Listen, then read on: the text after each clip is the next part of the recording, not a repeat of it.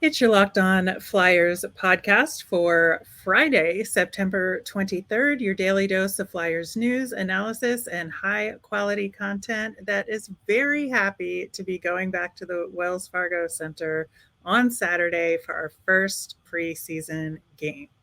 Yeah, that should be fun. I won't be there till next week. Well, I will be there for you. You will. Your Locked On Flyers, your daily podcast on the Philadelphia Flyers. Part of the Locked On Podcast Network, your team every day.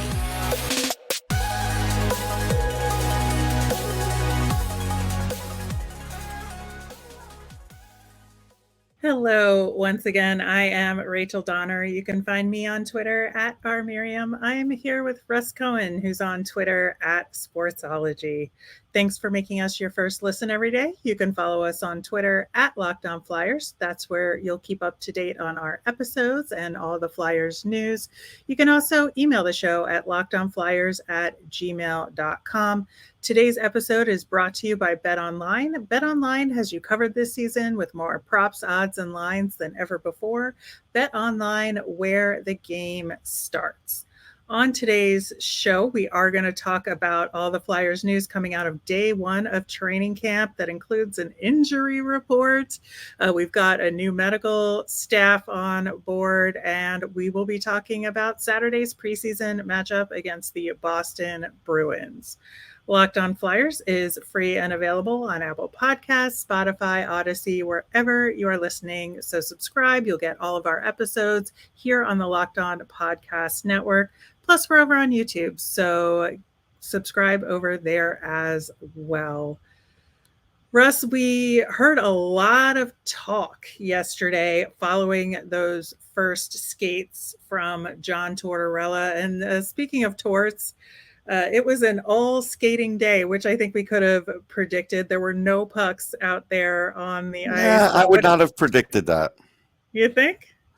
Yeah, because I'm somewhere where there's a lot of hockey people, and one person had told me that they were surprised not only would he do that, but not do it in a closed camp situation. Do it so, for the first day of the media to see practice, and I kind of agree with that. I don't understand the thinking. It's like you only have 18 days here. It's not like you have months like you used to, or a month and change. You've got games starting Saturday. If you're not in shape or some sort of shape already, what happened today isn't getting you in shape for Saturday. It's not. So it's more like a punishment than than conditioning. Or a test. Honestly, that's the way he framed it. And I think that makes a lot of sense, just to really get a sense of what shape people are in. But he also alluded after the skate, when he met with the media, to it being sort of a, how do you meet the moment in terms of the challenge? Now, I'm not saying that I agree with it necessarily, but I'm just saying this was his perspective on it, that he mentioned Nick Deslaurier in particular, and said, maybe his skating didn't look the best, but he put forth the effort and skated all the way through hard to the finish line, especially when they were doing the suicide drills. And, I don't know. Let me ask you, do you think this is fair? So Antoine Roussel gets signed to a PTO. He flies into camp on Monday, and on Thursday, he's skating for 27 minutes. Like, that's not a lot of time to even get acclimated to where you are. Like, I don't think it was good for everybody. I get what he's saying, and I get that he said that everybody got through it. Great. Of course, a hockey player is going to get through it. But in the end, I don't know what that showed him, other than maybe a few did better than he thought, but I don't think it helped the team. I just don't. Well, I guess that is to be determined if this was a good strategy for him.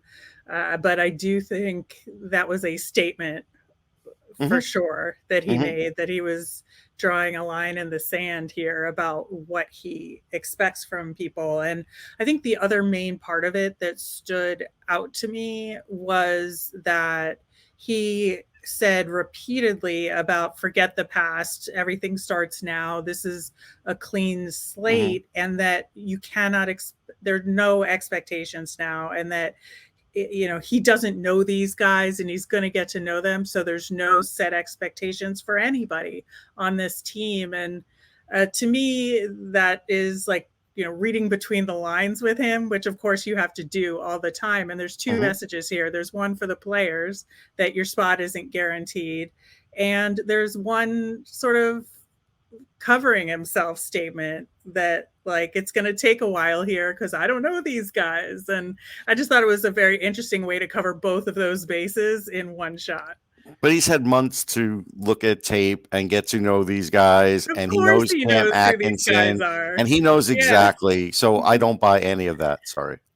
I know. That's what's funny about it, is that he covered the league on TV. Of course he knows who these guys are and how they skate. I mean, you may not know them personally, but and I guess, like, knowing somebody in terms of how you see them in games versus how you see them in practice or in the locker room, those are different things, and I get that. But yeah, it was just really funny to me, like the way he was, like, very precisely framing everything. He's so good at that. Like, this is going to be fun, actually. Just of course it's going to be fun. It's going to be like a challenge, actually. Yeah, I just enjoy it. Just the little dance that he does in press conferences. And I think as far as individual player call-outs, those are also meaningful about who he chooses to mention. I mean, obviously people ask questions about direct players, so he talks about them. But I think that, him organically bringing up Deslaurier, and then also talking pretty extensively about Kevin Hayes, that he really admires Kevin Hayes, and that he's a guy that you can add more responsibility to his plate, and he should be up for the challenge. Will he wasn't sure, but I think that he's definitely been a big focus of what Tortorella has talked about over the course of the last couple of months since he's been hired. Yeah, I mean, my feeling is, with the 18 days that he has, you're not going to get in much better shape than they are walking in. Now, if the Flyers had given all the players, like some marching orders like 2 months ago, and maybe they did and they're not going to tell us, then they would come into camp in really good shape. And that's probably what happened. So I just look at this as more of a show. Yep, that's exactly what it is. But like I said, I am absolutely enjoying every minute of it. You got your popcorn ready. I do. And John Tortorella also put together with the Flyers group a letter to the season ticket holders. Yeah, I saw that. Which I just thought was, again, really precise, extremely well-focused, and kind of repeated some of the things about, we want to be tough to play against. Yeah. And that, we want to wipe away the past and only look to the future. But I think that the other thing that came out of that letter, and, what he said and what Chuck Fletcher said, was that expect there to be a decent number, up to 10 guys under 25 playing on the ice for the Flyers this year. Well, now with all the injuries, sure. But would that have been the case otherwise? I don't think so. I don't know. I don't think so either. And that's what feels so strange about it, is that the assumptions that you would make going into it are not what they're saying. But I just find it difficult to believe that with all those veterans around and the PTOs that they brought in, that they won't, like, say they want to play the kids and then just default back to the veterans. Right. I mean, they won't be able to some degree because they just won't have enough spots because of injuries. I think when we get to the Chuck part, I can answer a part of this a little easier. But, it's fine. You want to send a letter. I saw a lot of people answering that letter on Twitter by basically saying they're running out of patience to wait for them to be tough to play against, and then we'll get into the Chuck part of that. So And based on, I guess, the lack of people at the opening of camp that some people were taking pictures of, saying it was pretty empty compared to previous camps. I think this is a battle for the Flyers to win back some of the fans that don't feel like showing up. Well, I will be there today, so we'll see if a Friday is different than a Thursday in terms of people's ability to show up with their work schedules, etc. You mentioned Chuck Fletcher's portion of it. We will be getting to that coming up next, but first we're going to hear about our friends at Bet Online. BetOnline.net is your number one source for all your pro and college football betting needs and sports info this season. Find all the latest football league developments, game matchups, news, and podcasts, including this week's games. BetOnline is your continued source for all your sports wagering information, including live betting, esports, and scores. It's the fastest and easiest way to check in on all your favorite sports and events, including MLB, MMA, boxing, boxing, and golf. Head to the website today or use your mobile device to learn more about the trends in action. Bet online, where the game starts. So Chuck Fletcher also spoke to the media and to the fans indirectly about training camp kicking off, and it was primarily an injury report, which was very long. Mm-hmm. Now, most of it we knew about in terms of, the Sean Couturier injury. Obviously, we know about Joel Farabee, and we know about Bobby Brink, right? But there was one injury that I don't think we knew about ahead of yesterday's opening of training camp. And then we got some more details, and I think you will say I told you so about Ryan Ellis. But Patrick Brown had off-season back surgery, apparently. He's rehabbing right now. Chuck Fletcher said he was week to week, that he's skating, but he's not really going to be out there. Bobby Brink is going to be back around December, January, supposedly, as of now, which is consistent with what they've been saying in the past about that injury. Joel Farabee was skating with Group D. He said he feels good after the surgery. He's been lifting weights. Again, he's out there skating, and he'll practice with the team, but he won't do scrimmages, obviously anything that requires contact. Right. Patrick Brown, total surprise. Who knew? There certainly was plenty of opportunities for the Flyers to update us on Patrick Brown. We didn't get it. So we have no idea when he had this surgery done. We have no idea what the timetable is for him. With many of these injuries, we have no idea what the timetable is. Much of it is not set. With the Ryan, the one thing I found interesting with the Ryan Ellis is that we now have confirmation it's 4 different things. And we also now have confirmation that John Tortorella would like him to be around the club. Okay, but he also has to rehab. So how is that all going to work out? I think it's nice to say he wants him to be a part of it. I do think that's a good idea. But again, if Ryan Ellis at some point early in the season, kind of says to himself, this is maybe not going to work out. And, and I might have to be on LTIR the rest of my contract.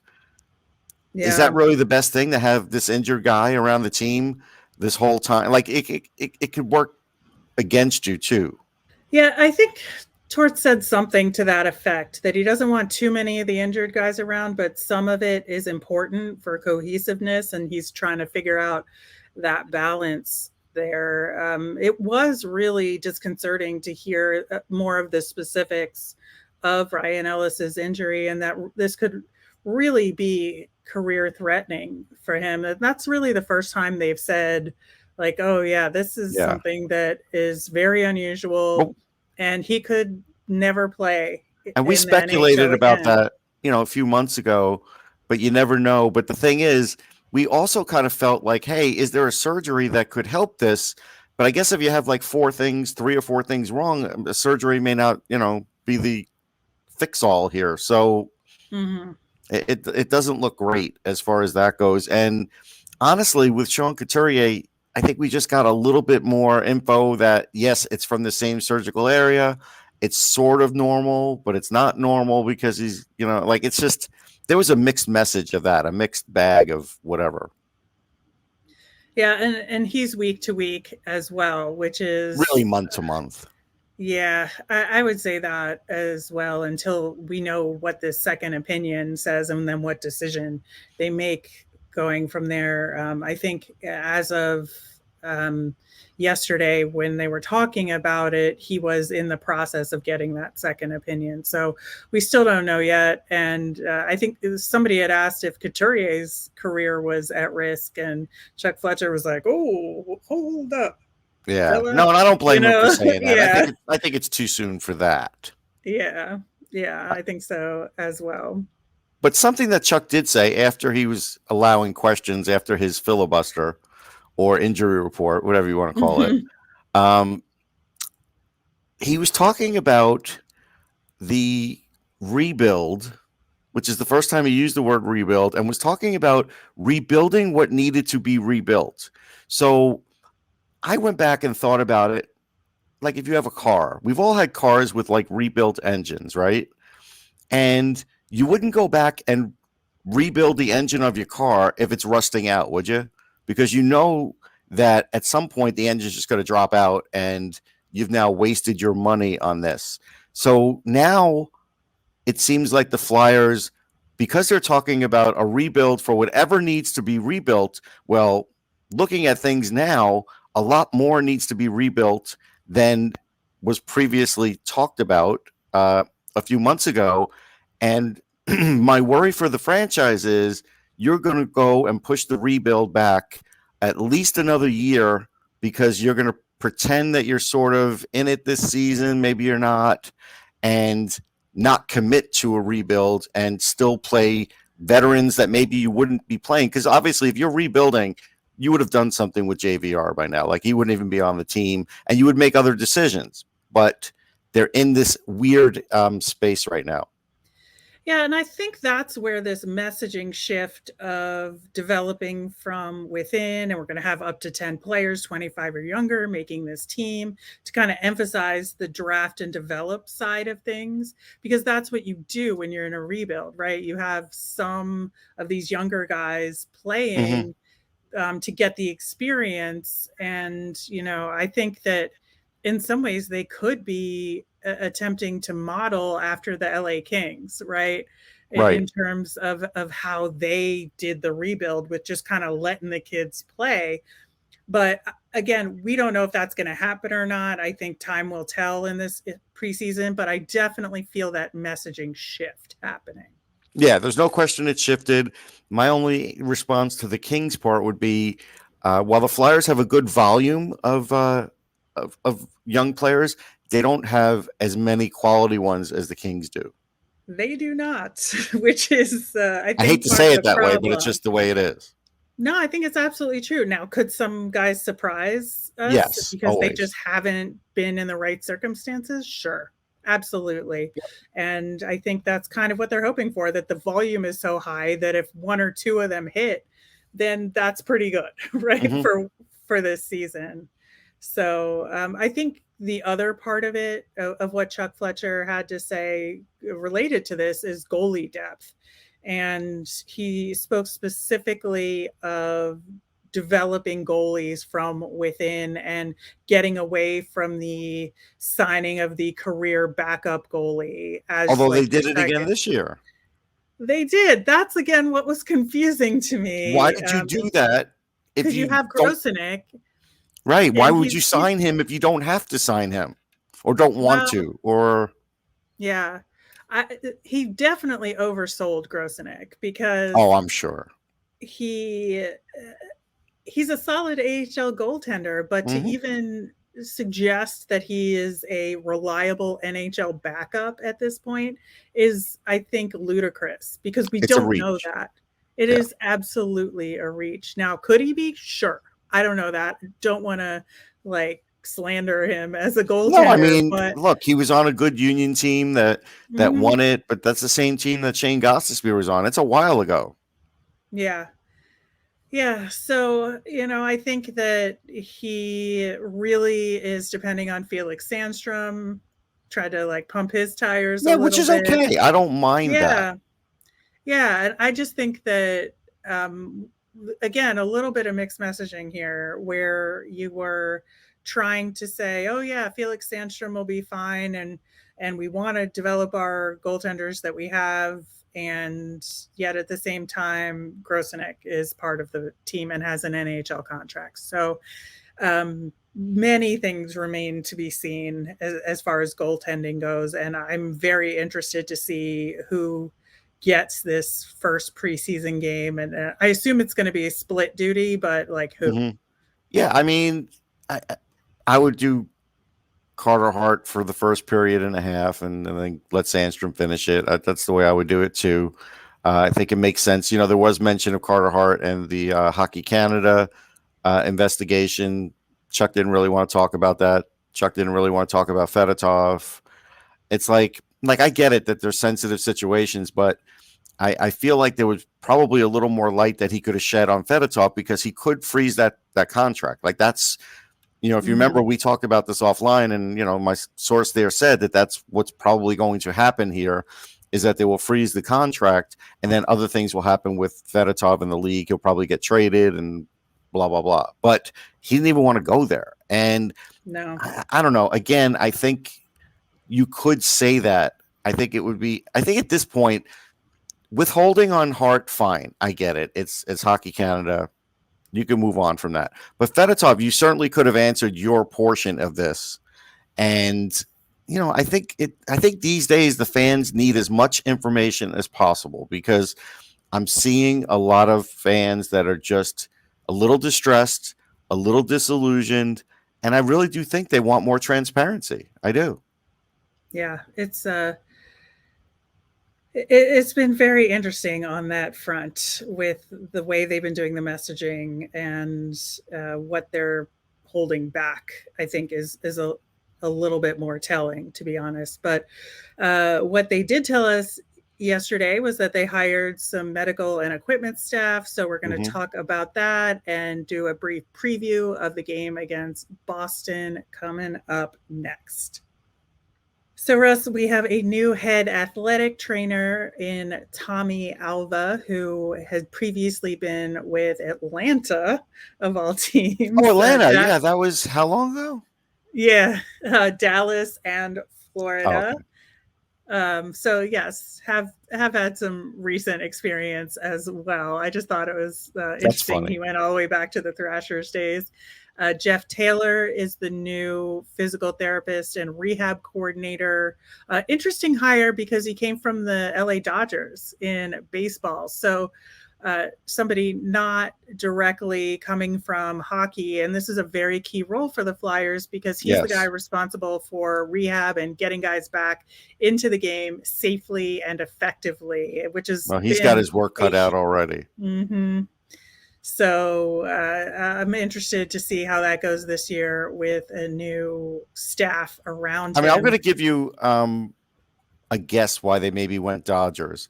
Over the years, the last 2 or 3 years, Ned Coletti, who used to be, I know he was an assistant GM, but I think he was a GM for the Dodgers for a while, had been doing some hockey scouting, and he had come through Philly like 2 or 3 times. So I kind of wonder if, he has spoken with the organization about certain things, and maybe that's where they got a recommendation from, because I had seen Ned Coletti's name on a list a few times, and he's more known for baseball than anything else, obviously. Yeah. News on former medical staff. Jim McCrossan is staying with the Flyers as an advisor to the organization. So I think that's just sort of like a emeritus kind of position, but he'll stick around a little bit. But Sal Rafa, both of whom were involved in a lawsuit against the team, but I believe they dropped that lawsuit. But so Sal will not be with the team. Okay. That's my answer. Okay. So we'll see how this new team keeps this Flyers organization running as far as the player health goes. We know that's been an issue, so hopefully this new team can provide a better service than what we have seen over the past several years. Again, we do not know what the lineup will be on Saturday's game as of recording today's episode, but Are all you have 71 guys going to play? right. You have to believe it's going to be prospect heavy with the minimum Oh, number yeah. of vets playing. I think that I think you have to play you know, 6, something like that. yeah, yeah. So maybe one forward on each line, and a couple of defensemen, and then A Carter. I guess goalie, Carter yeah. Hart would count Yes. if he plays, but they may want to throw two of the other goaltenders out there just They might. just to see how that goes. But I really think in terms of guys that need to make an impression, it's really like those second tier guys that aren't borderline right now. So like your Isaac Radcliffe, Tanner Lazinski, Wyatt Absolutely. Wiley. Yeah. That is the tier of player that has to make an impression in this first game to get a shot at one of the other games. Right, because otherwise there's going to be quick cut downs and guys being sent down. You're right. Yeah, and it's to show consistency, right? So if you don't play well in that first game, you're not going to get to prove that you can play consistently. And I think that's Plus, I think Torts is where going to it cull is. the herd faster than we've seen before. Yeah, I think so as well. And I think secondarily, the vets that are in this first game are going to have to show that level of effort that Torts wants and step up as leaders to kind of earn their keep, so to speak. And so it'll be, I think, a good balance, honestly. But I'm very interested to see who is in this lineup and how they combine them in different line combinations, and to see who takes the lead on each of these lines, right? And who's the playmaker and who's the shooter, and are anybody going to play sort of outside the bounds of their normal highlight skills, right? It'll all be interesting. All right, wrapping up with our Flyers fun thing / gritty. I'm actually really excited to talk about this one, Russ, because we had the season premiere of Abbott Elementary the other night, and it was pretty heavily gritty themed. Made an appearance on the show, and the storyline was that Janine, who's the main character, played by Quinta Brunson, who is, of course, a Philly girl. And she supposedly gets Gritty to come to the school for the first day with all the kids, but wackiness like a show and tell. ensues. Yeah, it's like there was some wackiness that ensued because of a mix-up, but they incorporated Gritty into multiple storylines of the show, and it was tremendous. And I love Abbott Elementary. They did such a good job with it, and there's some really good Eagles content in there as well, because the principal decided to use the school parking lot as a parking lot for an Eagles game to make some extra money. I've never watched the show. I've heard of it. It's so good. It's so funny, and it's like very unusual, I think, for a network sitcom to be this level of quality and get the awards nominations these days. And it's just, a show that's very funny with a heart of gold and great performances. So. I have one fun thing I want to add. I'm at the USHL Fall Classic, and I was watching Cole Knuble play, and that's Mike Knuble's son, and he scored a goal, first goal of the game. And for the second straight year, they butchered his name. And Mike Knuble's literally 2 seats away from me, and they're like Cole Knuble. And it's like, no. Yeah. And this is the second year in a row. Like, they just can't get it right. It's awful. So disappointing. And it's like, he was an NHL player. You would think they would know. I know. But alas. All right, that will do it for today's show. We will be back again on Monday. We'll bring you all the latest news from training camp. We'll recap Saturday's game against Boston, and it'll be Monday, so we'll have our nemesis of the week. As a reminder, we always want to hear from you. Send in your mailbag questions via Twitter at Lockdown Flyers, or you can email us at lockdownflyers@gmail.com. I'm Rachel. I'm on Twitter at rmiriam. That's RMIRIAM. I'm Russ. I'm at Sportsology, SPORTSOLOGY. You made us your first listen today. Now make your second listen Locked On NHL. Locked On experts give you a daily 30-minute podcast on all things NHL all year long. So stay up to date on everything in the hockey world with Locked On NHL. Have a great weekend, everybody.